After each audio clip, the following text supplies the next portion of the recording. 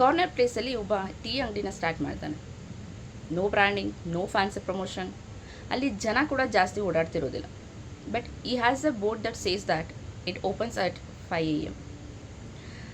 ಅಲ್ಲಿ ಜನ ಎಲ್ಲ ನೋಡಿ ನಗಾಡ್ತಾರೆ, ಅವನ್ನ ಗೇಲಿ ಮಾಡ್ತಾರೆ. ಅಷ್ಟು ಬೆಳಗ್ಗೆನೇ ಯಾರು ಬಂದು ಟೀ ಕುಡಿತಾರೆ? ಸೊ ಈ ರೀತಿ ಎಲ್ಲ ಮಾತಾಡ್ತಾರೆ. ಬಟ್ ಅವನು ಬೆಳಗ್ಗೆನೇ ಎದ್ದೊಳ್ತಾನೆ, ಅವನದೇನು ವರ್ಕ್ ಇದೆ, ಸೊ ಬೆಳಗ್ಗೆನೇ ಓಪನ್ ಮಾಡ್ತಾನೆ, ಅಂಗಡೀಲಿ ಕೂರ್ತಾನೆ. ಬಟ್ ಅಲ್ಲಿ ದಿನಗಳು ಕಳೆದ್ರೂ ಕೂಡ ಯಾರೂ ಜನನೇ ಬರೋದಿಲ್ಲ. ಬಟ್ ಅವನು ಮಾತ್ರ ಅವನ ವರ್ಕ್ ಏನಿದೆ ಮಾಡ್ತಾನೆ ಇರ್ತಾನೆ. ಸೊ ಒಂದು ದಿನ ಒಬ್ಬ ಲಾರಿ ಡ್ರೈವರ್ ಲಾರಿನ ಸ್ಟಾಪ್ ಮಾಡಿ ಟೀ ಕುಡಿಯೋದಕ್ಕೆ ಬರ್ತಾನೆ. ಇನ್ನೊಂದು ದಿನ ಒಬ್ಬ ಕೆಲಸ ಮುಗಿಸಿ ಹೋಗ್ತಾ ಇರೋಂಥ ಡೆಲಿವರಿ ಬಾಯ್ ಬಂದು ಟೀನ ಕುಡಿತಾನೆ. ಸೊ ಹೀಗೆ ಜನ ಜಾಸ್ತಿ ಆಗ್ತಾನೇ ಹೋಗ್ತಾರೆ.